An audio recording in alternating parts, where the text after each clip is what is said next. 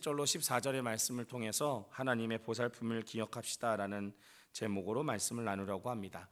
본문의 말씀은 한 번쯤은 말씀을 들으셨을 겁니다. 이 모세라고 이야기하는 이스라엘의 지도자가 마지막으로 설교한 그 고별 설교 부분이 바로 이 신명기 32장에 기록되어져 있는 부분입니다. 이제는 이스라엘 백성들을 애굽에서 인도해냈던 모세의 나이가 120세가 되었습니다.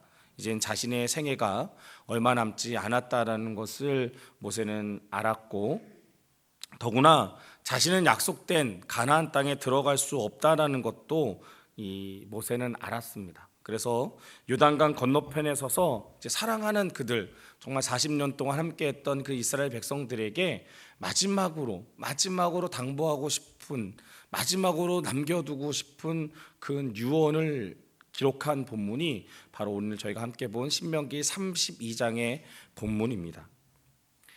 그러면 이 32장에서 모세는 어떠한 이야기를 진행하고 있을까요? 오늘 먼저 보고자 하는 것은 본문 7절입니다. 옛날을 기억하라, 역대 연대를 생각하라 라고 이야기합니다. 좀 더 쉽게 풀어서 말씀드리면 과거를 돌아보라 라는 겁니다. 하나님께서 어떻게 섭리하셨는지를 한번 생각해 보십시오 라는 이야기를 모세는 하는 겁니다. 이 본문을 지금 현대를 살고 있는 우리에게 적용한다면 이런 이야기가 될 수 있습니다. 2015년 한 해를 돌아보십시오. 하나님이 우리와 어떻게 함께 하셨는지를 라고 적용시켜 볼 수 있습니다. 사랑하는 성도 여러분, 하나님이 어떻게 일하셨는지 생각해 보셨습니까? 한 해를 돌이켜 보시면 하나님이 얼마나 큰 은혜로 내 삶과 우리 가정과 우리 교회, 또 내가 머물고 있는 이 공동체에 하나님의 놀라운 은혜들을 허락하셨는지를 발견하실 수 있으실 것입니다. 한번 생각해 보십시오.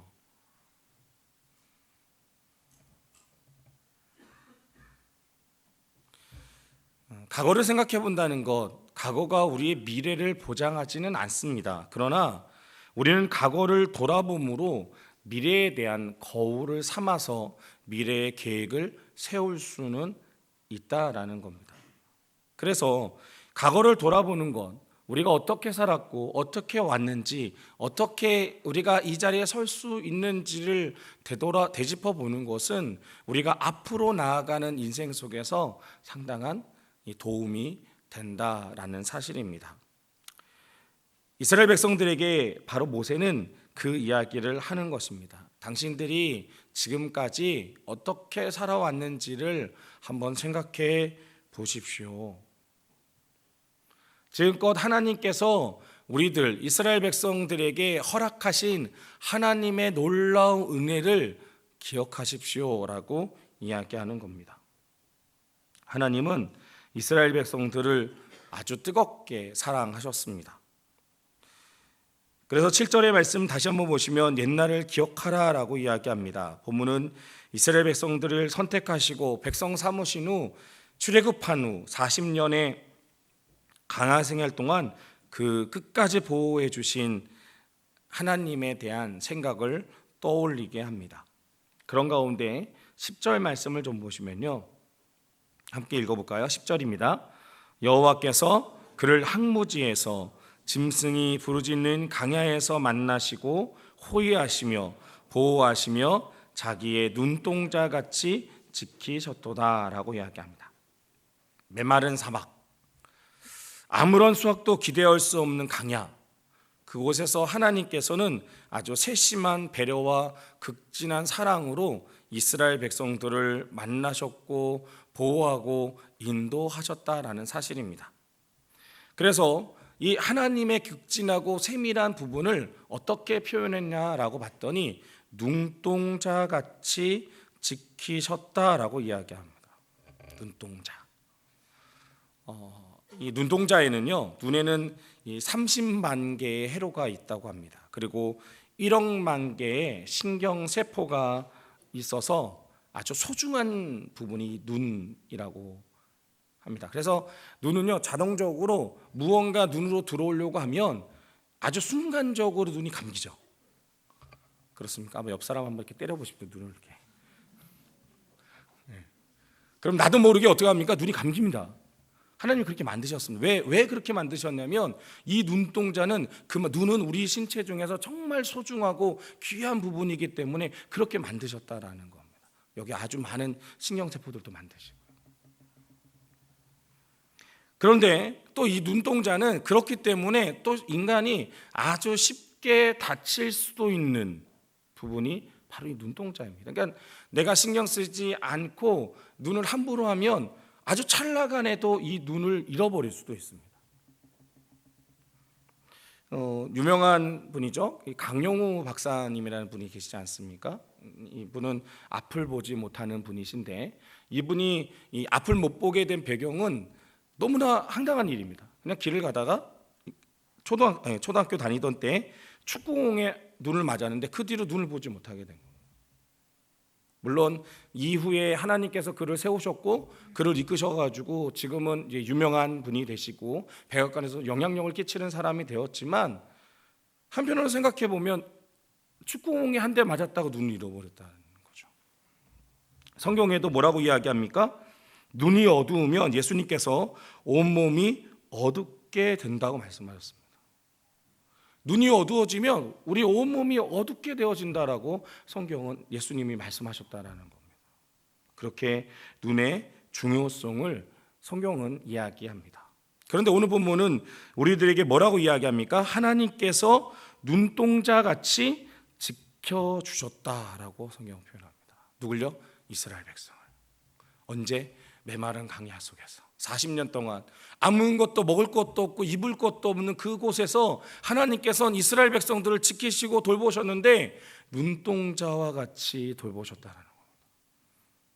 무슨 이야기입니까? 아주 최우선적으로 아끼며 소중하게 여기며 조심스럽게 이스라엘 백성을 인도하신 분이 바로 하나님이시다라는 겁니다. 장성도분, 이것은 단순히 이스라엘 백성들에게만 해당되어지는 이야기가 아닙니다. 이스라엘 백성들이 하나님께서 이스라엘 백성을 광야 그 40년 동안 눈동자와 같이 지키셨던 것처럼 이제는 우리들에게 동일하게 약속해 주고 계시다는 겁니다. 내가 너를, 너의 가정을, 너의 교회를 눈동자와 같이 지키겠다. 아멘. 이러한 동일한 은혜를 우리가 지금 누리며 살고 있다라는 사실입니다. 먹는 것, 마시는 것, 입는 것, 하다못해 숨 쉬는 것까지 하나님의 은혜가 미치지 않는 것이 하나도 없다라는 사실입니다. 우리가 이곳에 모여서 우리가 하루하루 눈을 뜨고 생활할 수 있는 모든 것은 하나님의 놀라운 은혜, 눈동자와 같이 지켜주시는 은혜가 없었더라면 우리는 이 자리에 설 수조차도 없었다라는 거죠. 그것이 바로 한 치 앞도 볼 수 없는 사람이 살아가는 삶의 모습이라는 사실입니다. 우리는 한 치 앞도 알 수 없습니다. 그러나 하나님께서는 우리를 더 잘 아셔서 우리를 눈동자와 같이 지켜주고 계시다라는 사실입니다. 오늘은 1월 마지막 날입니다. 1월 한 달은 사실 저에게는 좀 많이 치열했던 한 달입니다.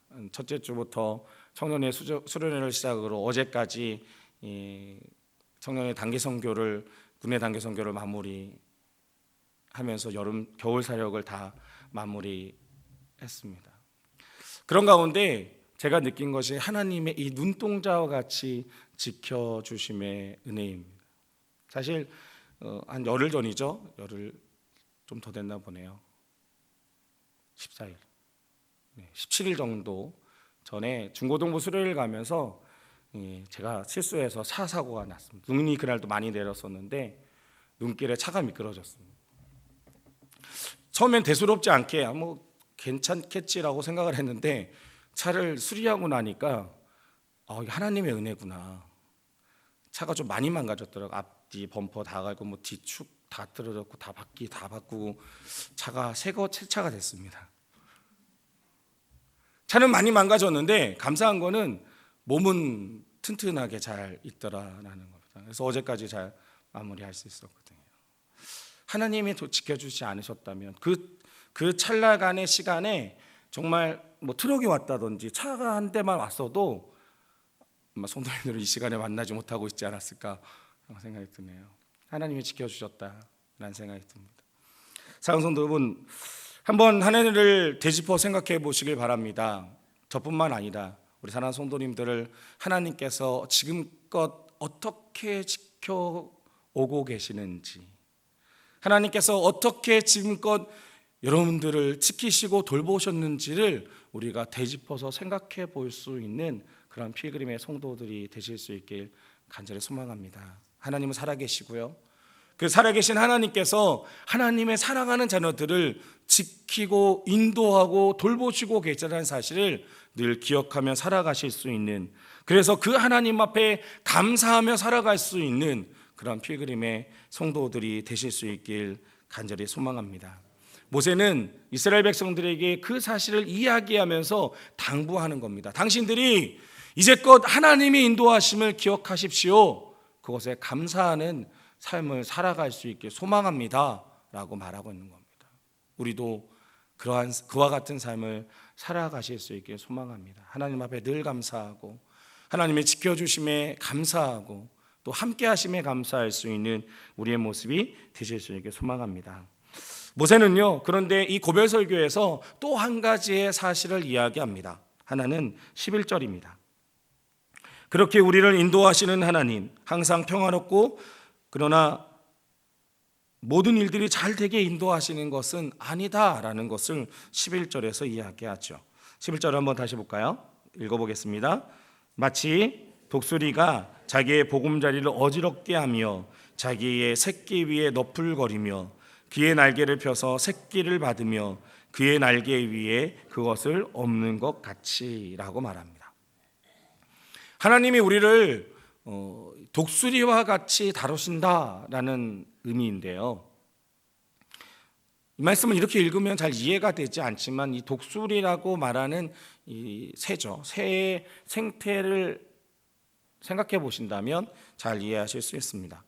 근데 많이 들어보셨던 이야기들이라서 장황하게 이야기하지 않고요, 이 독수리는 정말 새끼를 사랑한답니다. 그래서 새끼를 보호하기 위해서 아무도 침공할 수 없는 높은 절벽 위라든지 이런 데 보금자리를 만든다고요. 근데 학자들마다 여러 가지 이야기들이 있는데요, 근데 그 보금자리를 만들 때 일단 새끼가 가장 푹신하게 지낼 수 있도록 만든다고 합니다. 처음에는. 그래서 털도 갖다 놓고 모두 갖다 놓고 물어다 놓고 그 새끼가 어느 정도 자랄 때까지는 먹이도 직접 다 물어다 주면서 그 새끼를 위해서 최선을 다하는, 최선의 사랑의 모습을 보여준다고 합니다. 그런데 시간이 얼만큼 지나서 새끼의 모습을 자꾸 되게 죄송합니다. 하다 보니까 죄송합니다. 그래서 얘를요, 독수리 새끼인데요, 얘를 이제 좀 어느 정도 커서 이제 좀 독수리의 역할을 감당해야 된다라고 생각하는 시점이 된다면 그때는 좀 매정한 모습으로 이 독수리 새끼를 이제 한다고 합니다. 일단은 그 편안하게 놨던 그 모든 보금자리를 다 걷어낸다고 합니다.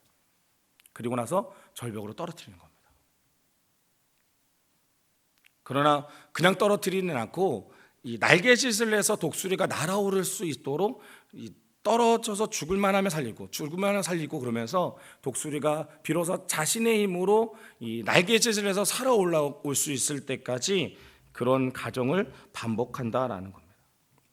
독수리의 어미의 마음을 생각해 보았습니다. 그러고 싶었을까? 정말 독수리가 너무 사랑스러워서 아낌없이 주고 있는 그 어미가, 아버지가 과연 그 독수리를 밀어버리고 싶었을까? 라는 생각을 해봤습니다. 그렇지는 않겠죠. 그런데 그래야만 비로소 독수리다운 독수리가 될 수 있다는 겁니다.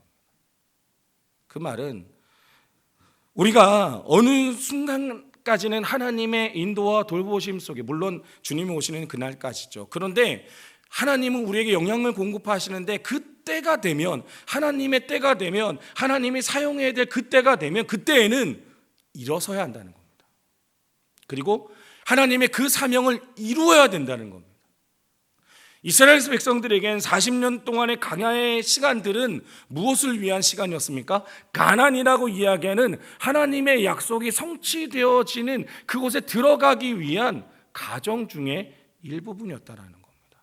그런데 그 과정에는 여러 가지의 모습들이 있었다는 것. 평안한 시간만 있었던 것이 아니라 갈증과 배고픔, 전쟁과 질병, 때로는 하나님을 향한 믿음의 시험들이 그들에게 존재했다라는 겁니다. 그래서 이스라엘 백성들이 그러한 시간들 속에서 하나님을 믿고 하나님을 온전히 선택하고 그리고 하나님께 온전히 순종했을 때 비로소 그들이 바로 약속된 가나안 땅에 들어갈 수 있게 되었다라는 사실이죠. 사랑하는 여러분, 이 말씀은 우리에게 무엇을 이야기해 줍니까? 우리도 하나님의 나라를 바라보며 살아가는 자녀들입니다. 이 땅에서의 삶이 즐겁습니다. 행복합니다. 그러나 여러분, 이 땅에서의 삶은 아직 잠시 잠깐의 시간이라는 겁니다. 어제 갑작스러운 연락이 왔습니다. 저녁에는 김문정 권사님한테 연락이 왔고, 아침에는 아시는 분이 전에 있던 교회에 장로님이 계셨거든요. 근데 그분이 되게 젊으셨어요. 지금도 젊으시죠. 젊으신데 소천하셨다는 부고 연락을 받았습니다. 되게 열심히 신앙생활 하셨고 되게 열심히 또 사업체를 세우셔서, 사업체 이름이 이레산업이거든요. 여호와 이레, 하나님이 돌보시며 사업체를 세우겠다라는 그런 포부를 가지고 이 사업체를 경영하시던 분이셨는데 갑작스럽게 부고 연락이 온 겁니다. 1년 전에 췌장암이 발견되셨고, 그래서 그저께 소천하셨다는 연락을 받았는데, 우리의 인생이 그렇다라는 겁니다. 이 세상에서의 삶이 좋습니다. 그러나 이 세상에서의 삶은 끝이 있다라는 거죠. 그래서 하나님은 우리에게 무엇을 말씀하십니까? 이 땅에서의 삶을 위해 살아가는 것이 아니라 영원한 삶, 영원한 생명을 위해서 살아가라라고 말씀하시는 겁니다. 그것이 어디입니까? 그것은 바로 하나님이 예배하고 계신 하나님의 나라입니다. 그러기 위해선 우리가 이 땅에서 하나님의 자녀다운 삶의 모습을 가지고 살아가야 합니다. 그러기 위해선 사랑하는 성도 여러분, 때로는 이 땅에서 우리가 고난과 연단의 과정을 거쳐야 한다는 겁니다. 왜요? 하나님의 뜻대로 살아가려면 이 세상과는 부딪힐 수밖에 없기 때문입니다.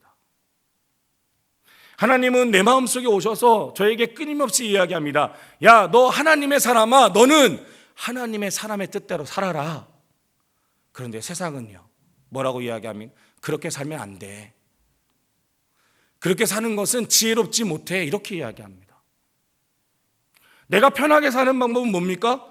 세상의 뜻을 쫓아 살아가는 겁니다. 세상에서 말하는 가치와 기준을 들고 그 기준에 맞춰서 살아가는 겁니다. 그러면 이 땅에서 편하게 살 수 있습니다. 그런데 내 마음속에 있는 하나님이 계속해서 이야기하는 겁니다. 야, 그렇게 살면 안 돼.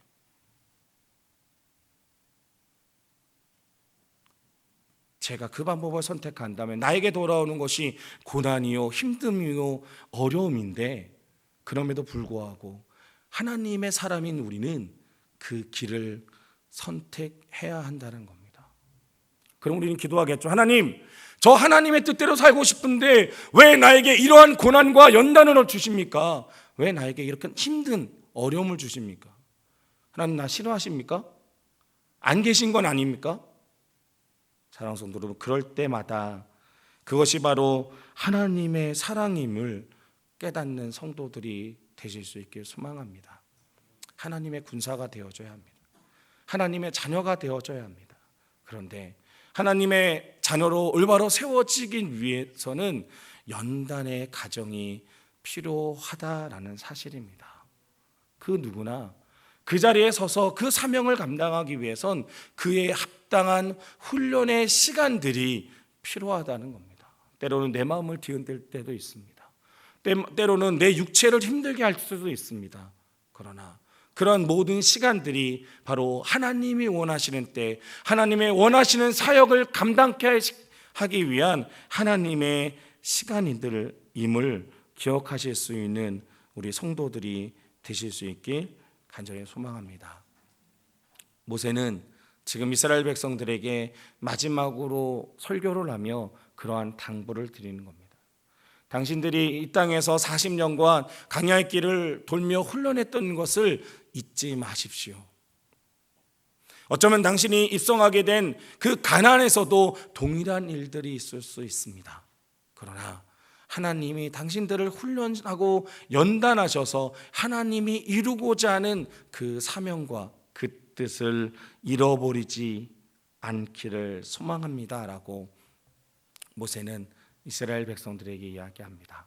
이제는 이 말씀이 올 한 해를 살고 있는 우리들에게도 적용되어지는 말씀이 되실 수 있길 소망합니다. 사랑하는 성도 여러분, 하나님은 우리를 눈동자와 같이 지켜주고 계십니다. 가장 귀하게, 가장 사랑하며 가장 좋은 것으로 우리에게 주기를 원하십니다. 그러나 때로는 우리가 하나님의 자녀로 쓰임받기 위해 우리를 훈련하고 연단하신다는 사실도 기억하십시오. 내가 지금 살고 있는 내 삶의 모습이 내가 계획하는 것과는 조금 다를 수 있습니다. 내가 계획한 것과는 완전히 다를 수도 있습니다. 그러나 그 모든 것이 하나님이 나를 이끌고 인도하고 계시다는 사실을 기억함으로 늘 하나님을 신뢰하고 하나님께 순종하며 살아가는 필그림의 성도들이 되실 수 있길 소망합니다. 기도하겠습니다. 사랑하는 하나님, 감사합니다. 지금까지 우리를 인도하시고 지켜주신 하나님의 은혜에 감사합니다. 하나님, 이제는 우리의 삶의 모습을 주님께서 또한 인도하실 것에 감사합니다. 이제는 흔들리지 않고 늘 언제나 하나님을 신뢰하며 하나님과 동행하며 나아가는 우리의 삶의 모습이 되게 하여 주시옵소서.